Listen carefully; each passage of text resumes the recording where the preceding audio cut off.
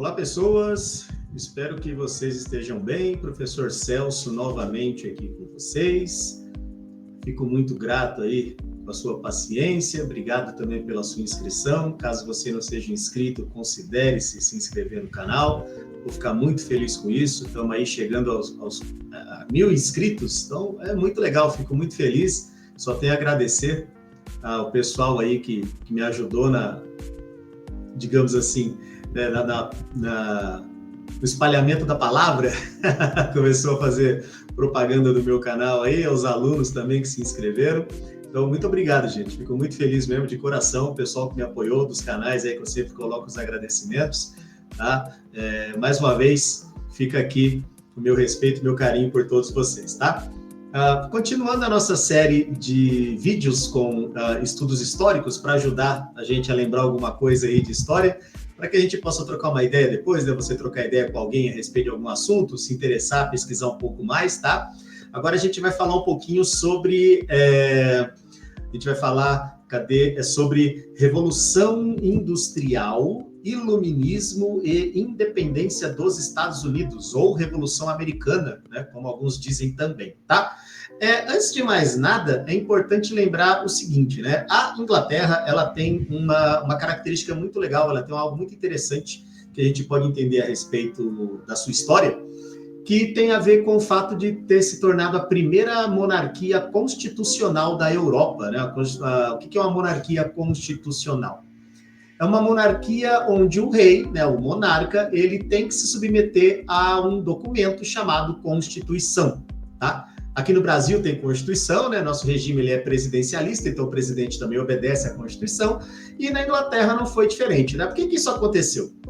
Lá no século XIII, tá? Lá pelos idos do século XIII, 1200 e alguma coisa, vai rolar a Cruzada dos Reis. Então serão 3 reis que vão na direção de Jerusalém para tentar salvar Jerusalém dos mouros. Então são eles: o rei Ricardo Coração de Leão, da Inglaterra, Frederico o Germânico e também Filipe, se não me engano, Filipe Augusto da França.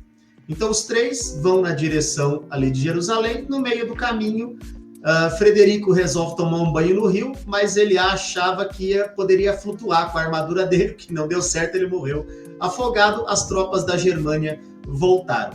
Filipe e Ricardo discutem a respeito do andamento da cruzada. Filipe volta para a França e Ricardo vai lá para Jerusalém para trocar ideia lá a respeito da passagem de cristãos desarmados para rezar em Jerusalém, beleza?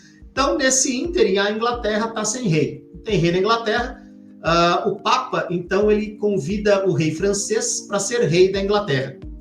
O rei francês aceita, porém, o rei de Ricardo, né, João I, ou João Sem Terra, ele reclama disso aí porque ele se considerava o herdeiro legítimo do trono, uma vez que o irmão não estava mais lá. Então, o Papa falou, beleza, você fica rei, só que você vai se tornar vassalo da igreja. O rei aceita e ele segue como rei. No reinado de Ricardo Coração de Leão, o rei Ricardo, ele cobrava muitos impostos justamente para poder financiar a cruzada. E esse aumento de impostos, obviamente, desagradava o povo e desagradava também a nobreza, porque, querendo ou não, à medida que os impostos aumentavam, o povo ficava cada vez mais insatisfeito e começava a correr o risco de haver uma rebelião. Com o João não foi diferente, ele não participa de nenhuma cruzada, mas ele também aumenta muitos impostos, tá?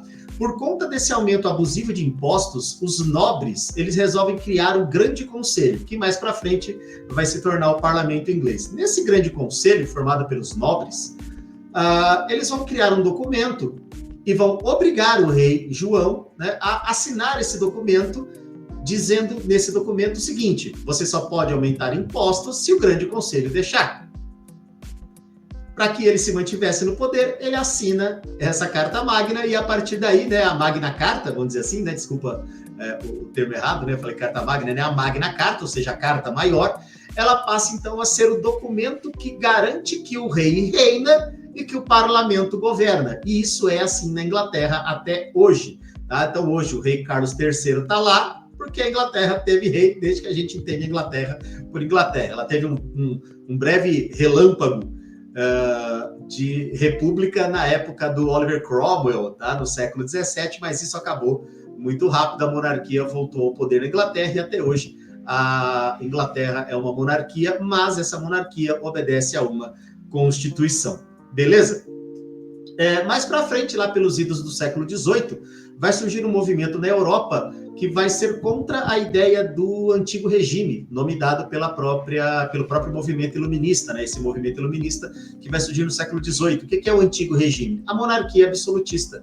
Uma monarquia, segundo os iluministas, atrasada, segundo os iluministas, que não promovia o bem-estar da população, que não garantia liberdade econômica, que não garantia liberdade de expressão, e por aí vai. Então, no século XVIII, ele recebe o apelido de o século das luzes, justamente por conta desse movimento iluminista, pois queria trazer uma nova luz ao pensamento europeu, um pensamento que era arcaico com relação à ideia de governo, que deveria receber uma nova luz de discernimento para que os governos fossem mais abertos à liberdade econômica, à liberdade de expressão, digamos assim também, a liberdade de você não ser preso por qualquer coisa, porque o monarca absolutista fazia isso, só você ter direito a contraditório, ampla defesa e por aí vai, tá? Não nessas palavras, mas eu espero que você tenha me entendido.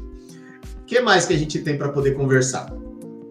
No século XVIII também, lá em 1769, na Inglaterra, por conta do pioneirismo da Inglaterra com relação a isso, né, por ser uma potência marítima, por fazer lá como é que fala? Enclosure, cercamento, né? A política de cercamento da monarquia inglesa para se cultivasse ovelhas, para a produção de lã, para fazer tecido, para vender. A Inglaterra ela vai ser pioneira no que a gente vai chamar de Revolução Industrial, tá? Então a Revolução Industrial ela começa na Inglaterra, mais para frente ela vai para a Europa, 100 anos depois. Só que a Revolução Industrial ela vai alterar a relação de trabalho, tá? Entre aquele que é o dono da empresa e aquele que é o empregado, porque havia muita exploração. Os funcionários dessas empresas recebiam salários muito baixos e não tinham direitos trabalhistas. Então, nesse contexto, vão surgir as trade unions, que seriam uma espécie de sindicato, como a gente entende hoje, e essas trade unions, elas seriam responsáveis por lutar pelos direitos dos trabalhadores, tá? Claro que antes disso vai haver o movimento ludita, né, que era o pessoal que quebrava as máquinas em protesto. Depois vai haver o movimento cartista, que era o pessoal escrevendo cartas para o parlamento, né, os parlamentares eram da burguesia, os donos das empresas, pedindo que houvesse, né, mais direitos aos trabalhadores. E aí, mais para frente, então, surgem as trade unions, que são esse modelo antigo que nós temos de sindicato. Beleza? Ainda no século XVIII, também por conta do movimento iluminista, a gente vai ter a luta pela independência das 13 colônias, né? Que são 13 colônias que eram da Inglaterra, que depois vão se transformar em Estados Unidos. Porém, o que vai rolar, né? Vai acontecer a Guerra dos 7 Anos entre Inglaterra e França, né? A Inglaterra vai vencer essa guerra. A Inglaterra, inclusive, vai conquistar territórios que eram dos franceses, que estavam no continente americano. E para que houvesse uma espécie de compensação, né, por conta dos gastos que a coroa inglesa teve, ela começa a cobrar impostos dos colonos, tá? Só que tinha um problema. Esses impostos, né, eles nem reclamavam de pagar. Tá cobrando imposto, paga-se, né? Afinal de contas, a monarquia ela era absolutista, ainda que houvesse um parlamento, mas o rei pagava de absolutista de vez em quando, tá bom? Então o rei ele aumentava os impostos, os ingleses entendiam que era natural, né, os parlamentares, e aí os colonos acabavam pagando esses impostos. O problema maior é que os colonos não tinham representante no parlamento inglês. Então, todos os pedidos de representação lá no parlamento inglês eram negados pelo rei. Então, isso também gerou descontentamento com relação ao que o rei estava fazendo com seus colonos. Então, a partir daí, essa discussão vai tomar corpo e vai gerar aquilo que a gente entende como a Revolução. Tá? As 13 colônias, elas diziam o seguinte, né? Qual que era o esquema nas 13 colônias? Havia nas colônias do norte uma coisa chamada comércio triangular, tá? Comércio triangular, a gente entende que é mais ou menos assim, né? As colônias do norte, elas levavam para o continente africano melaço, né? Levavam armas, levavam outros utensílios lá para o continente africano, e eles trocavam esses utensílios por pessoas que eram sequestradas e se tornavam escravizados. Então, eles pegavam esse melaço, açúcar e tudo mais, levavam lá para o continente africano, trocavam por pessoas e vendiam essas pessoas para os escravos do sul, tá? No chamado, como é que eu posso dizer?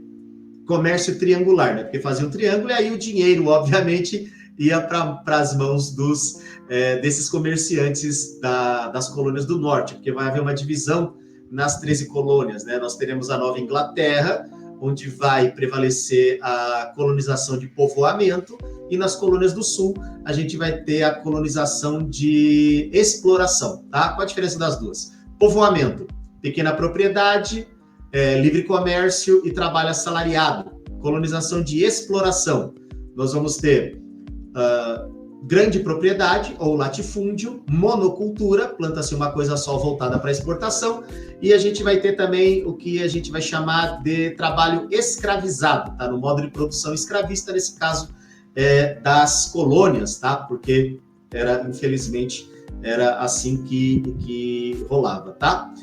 Tem uma outra informação que eu preciso passar para vocês aqui também, que tem a ver com a ideia do comércio que era realizado, que a gente tem aqui, que era negligência salutar.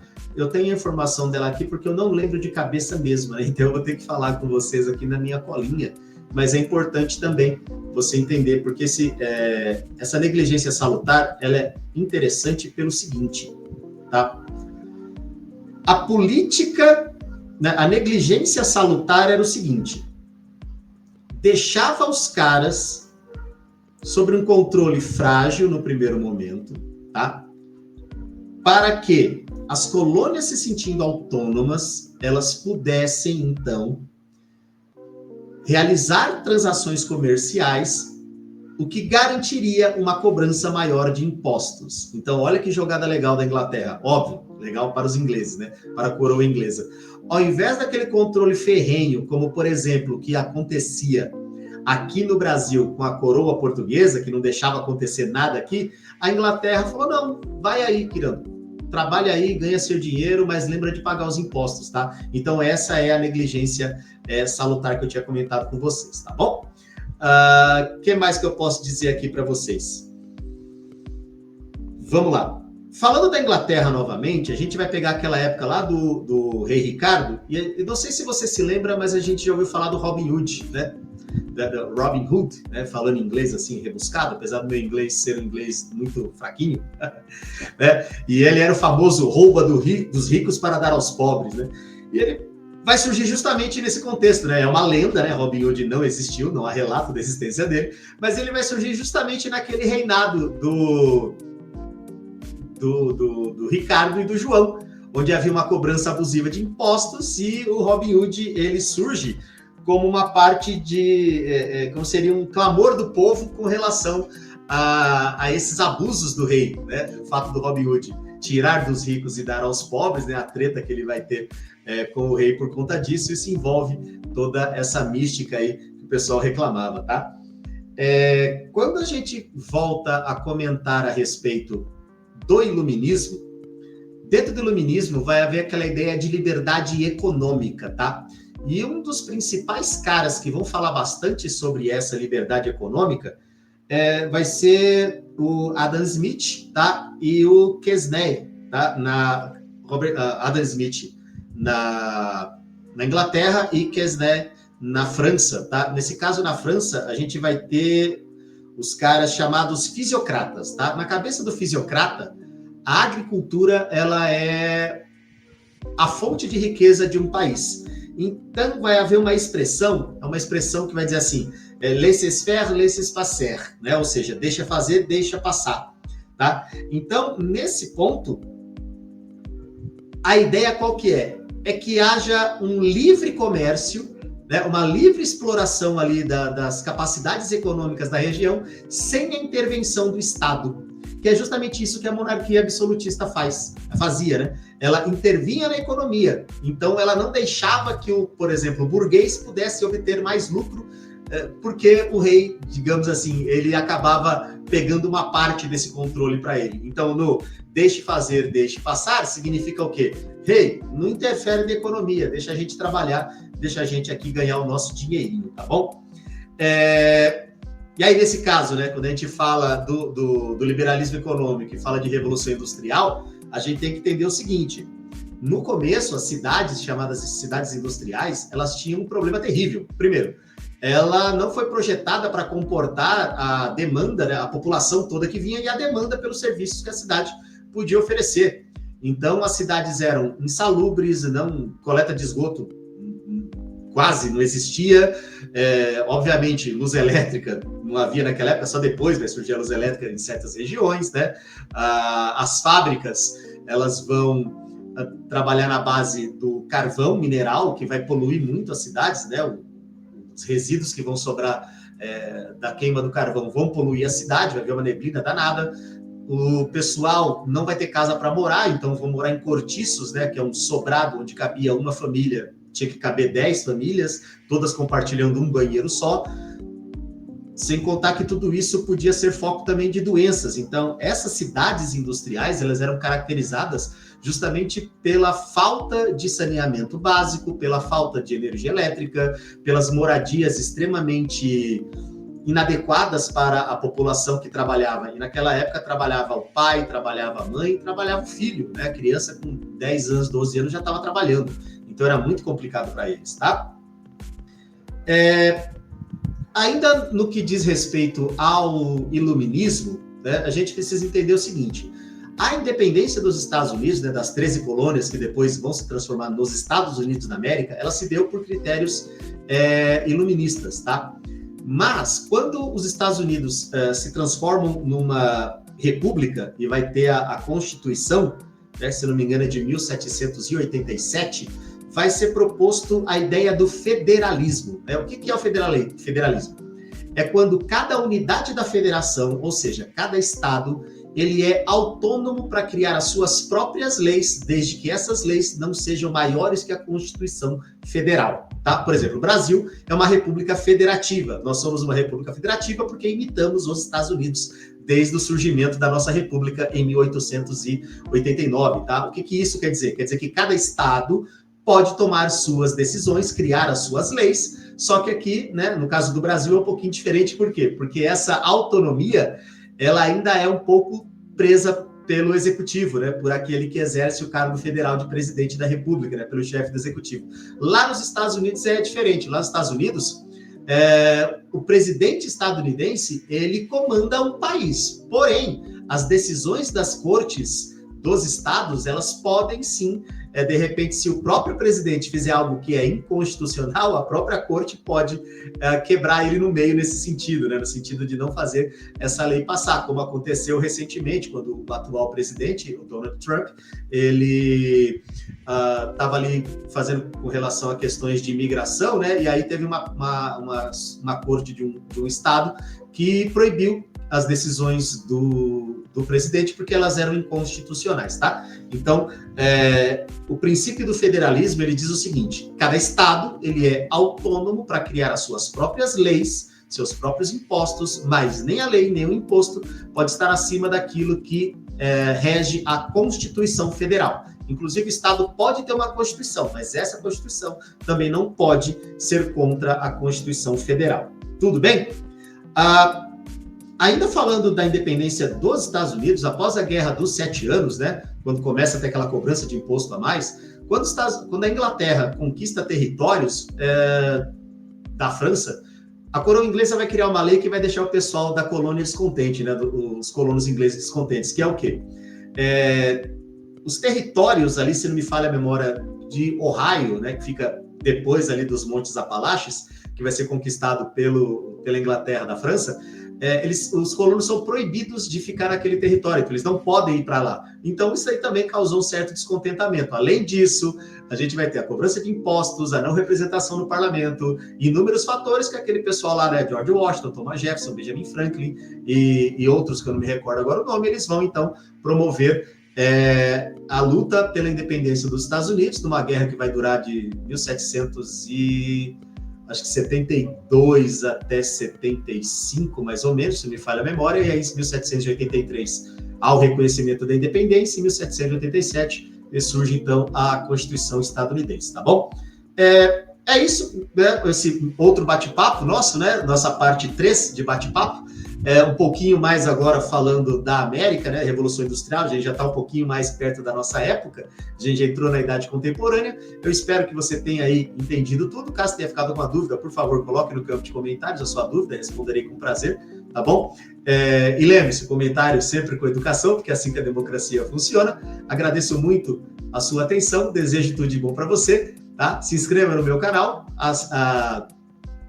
aperte aí, né, o sininho das notificações, curte, compartilhe e comente. Obrigado, gente. Até a próxima. Tchau, tchau.